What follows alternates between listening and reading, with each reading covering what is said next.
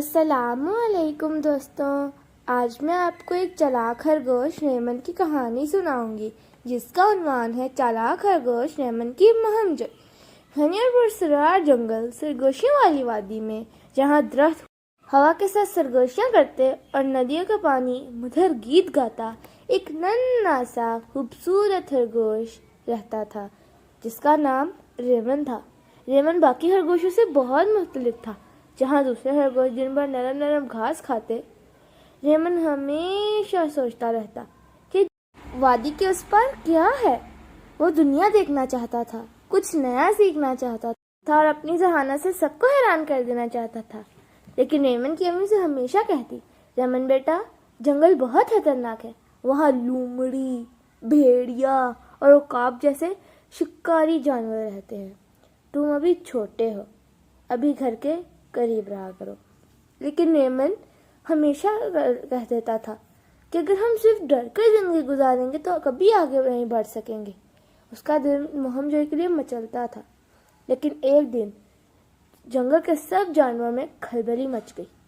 بادشاہ ہرن نے اعلان کیا کہ جنگل کے سب سے عقل مند اور بہادر جانور کو انعام دیا جائے گا، بس شرط یہ ہے کہ وہ جنگل کے اس پار جادوئی درخت تک جائے اور وہاں سے چمکتی ہوئی نیلی پتی لے کر آئے۔ لیکن جادوئی درخت کے راستے میں بہت خطرات ہیں۔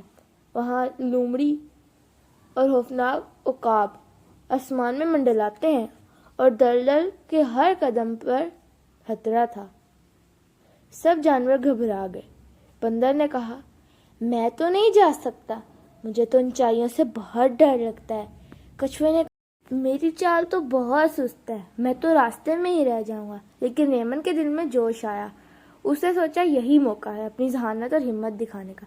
اس نے اپنے سامان تیار کیا، جس میں گاجر کا ٹکڑا اور اپنی امی کی دی ہوئی چھڑی رکھی۔ اس کی امی نے اسے گلے لگایا اور کہا، بیٹا، عقل اور صبر کو کبھی مت چھوڑنا، یہ تمہاری اصل طاقت ہے۔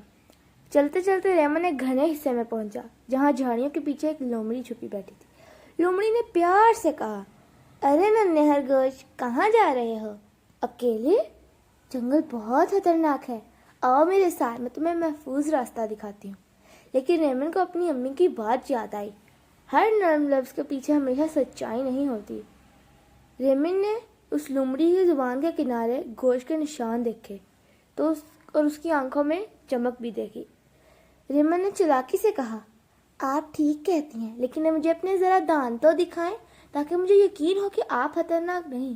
لومڑی چونکی اور دانت چھپانے لگی اور ریمن اسی وقت بجلی کی طرح وہاں سے بھاگ نکلا اور جھاڑیوں میں غائب ہو گیا۔